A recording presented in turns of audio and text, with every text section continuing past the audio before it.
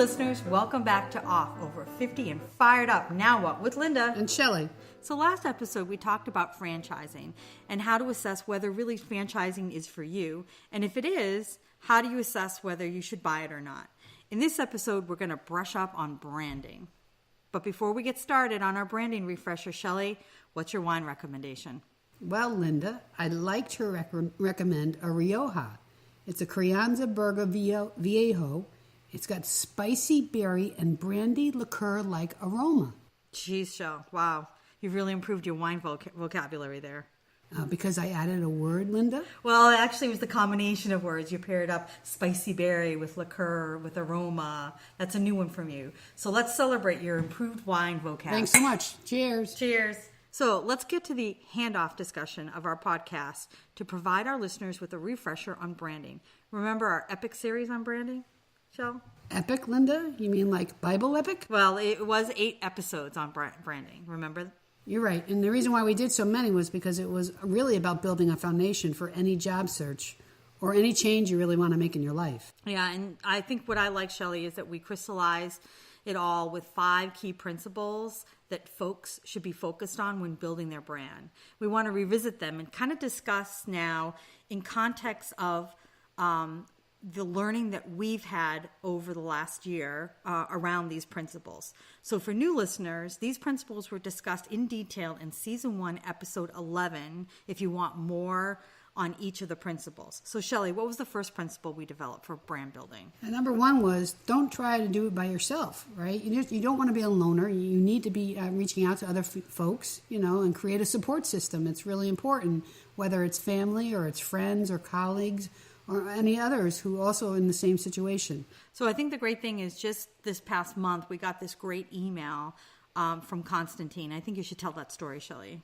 Yeah, Constantine was a past colleague of ours, and it was really cool because, he had also been downsized. And so he wrote us a really nice note. And basically what he had said is, hi, Linda and Shelley. Just wanted to send a big virtual hug to both of you and wanted to thank you for the podcast and all the work you guys have put in to create it. I've only recently found out about your podcast from a friend, and all I can say is it's been a tremendous help to listen to your voices again and hear how you dealt with that early retirement story. As you might have already guessed, I've had to go through a similar situation and in the end of last year, and unfortunately, I didn't have a buddy to confide in. I know. It was nice that the two of us were able to go through that experience together. Yeah, absolutely. So it took a lot of inner work to get over that we don't need you anymore pain.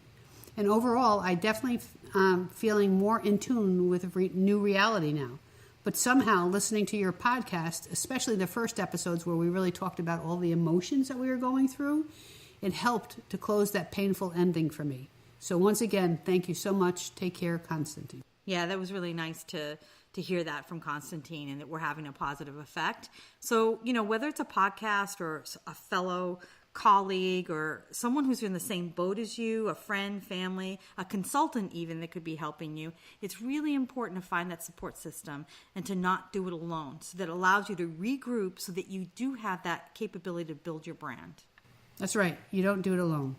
Now, the second one is, first impressions are everything. So it's important that you have self-awareness of how you're being perceived by others. Most importantly, don't be a Debbie Downer or a negative Nancy. What we've learned over the last year is that you really have to balance your excitement versus showing desperation. So you don't want to walk in there and have people think, oh my God, they're really desperate for this particular position.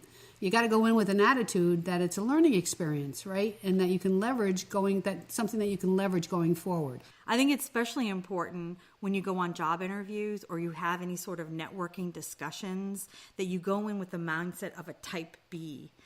Because you want to have that more relaxed, a little bit disconnected, and kind of coming in with the attitude that, if something happens, that's great.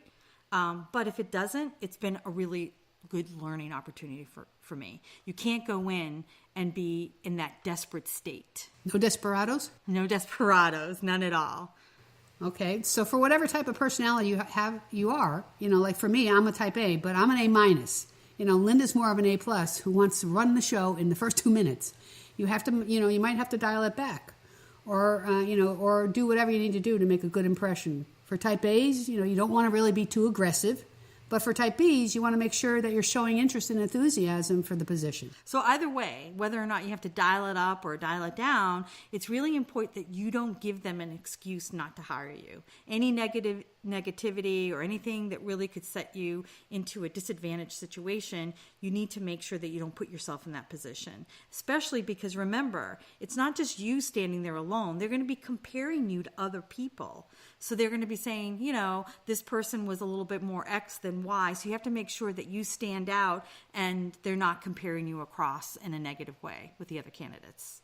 Yeah, you got to be like Shelley's cat, a happy Harry. He has the qualities that you need to aspire to. You're right, Linda. He really does, because he kind of goes with the flow, right? But then when he needs to be feisty and he needs to, be a little bit more aggressive, he is. When he has to deal with his pain in the ass brother, Vincent, or when I have to deal with you, pain in the ass, Linda, right. He's got that balance between having to be aggressive and having to be going more with the flow. Yeah, so be like Harry, happy Harry. Happy Harry. Don't give them an excuse not to hire you. So number 3 is really about self-assessment, and how important it is. It's foundational to building your brand. And you have to really make sure, Linda, that you're using whatever tools and feedback to learn as much about yourself and how it can be leveraged in the marketplace. So, one of the things we've learned, Linda, over the last year is it's really about distilling and prioritizing what you're looking for and how you really convey that through the various branding vehicles that, whether it's LinkedIn or it's your resume or it's interviews, networking events, it's the whole kit and caboodle. It's the whole shebang. The whole shebang. The whole shebang. Everything. Don't you like that? No, I do like that. You're right. I think it's really important that you know exactly what you want from a job and what you want from a career. So for me, where I am at my place, what I've learned is I don't really care about career advancement. That's not really what I'm looking for. That's not where I am right now. What I really want is a job that I think is going to be fulfilling for me. Something that I can really contribute to and to actually help others with their career aspirations. So, Linda, you don't really need to climb up the corporate ladder anymore? I'm not interested in that at all. I don't really want the strain or the stress of all the politics and managing up that you have to do and to move up the corporate ladder. I'm not really seeking that at all. I'm done with it. I'm completely done with it.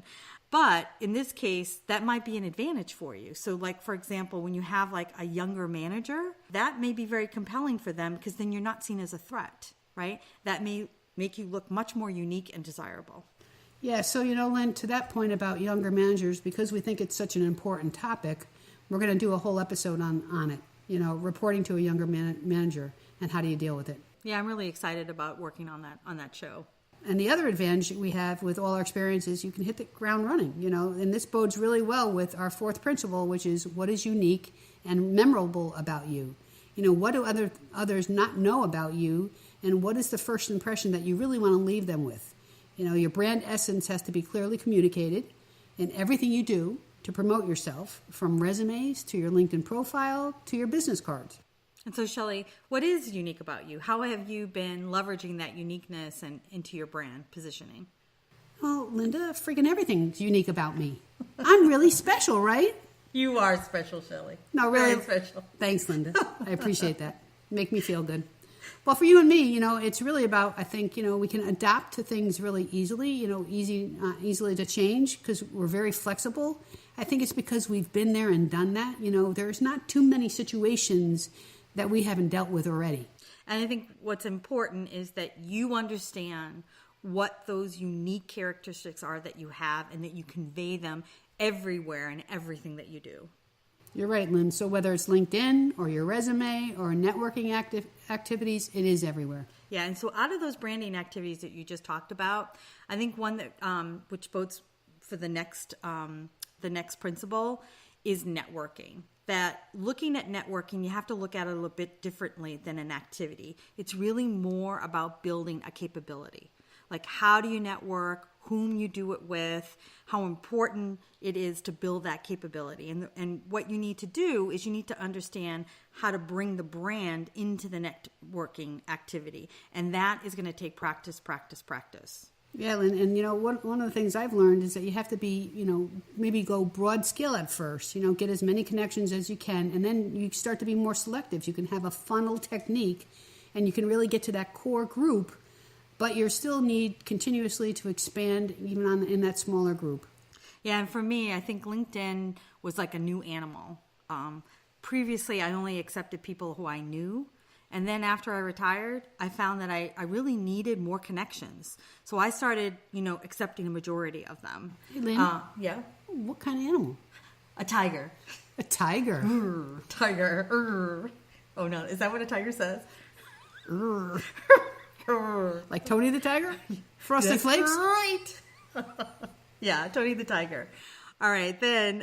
So what I realized is that I really needed to get as many connections that I could. But then what I found is I needed to stop doing the quantity and I needed to start looking at the quality, because I started realizing that the people that I was accepting, they were either trying to sell me something or they were trying to, something to do to advance whatever they had, their own business or whatever. And it really wasn't contributing anything to what I wanted to do or how I wanted to have people look at my brand. So instead of accepting everything after a while, I reached that level on LinkedIn, which you have to have at least 500 or 600 people. So that's where you want to reach that quantity thing. So you want to then move to quality and make sure that the people who you're accepting are really going to add to the visibility of your brand, or they're going to help you enhance it, right? So first you want to go quantity until you hit those thresholds of 500, 600 on LinkedIn. And then you want to start being much more selective. Right. So I think that principle of, quantity to quality is really important. So that was a great refresher of the 5 principles then and now. So as always, you can find our 5 principles on branding in our off toolkit on our website, www.over50andfiredup.com. And don't forget that you can get our wine recommendations too. So please give us your feedback and stories by going on our website and clicking on Contact Us, or you can just email us directly at offnowwhat@gmail.com or comment on our Twitter or LinkedIn accounts. And remember to follow us on Twitter and LinkedIn. Thanks for listening. Bye.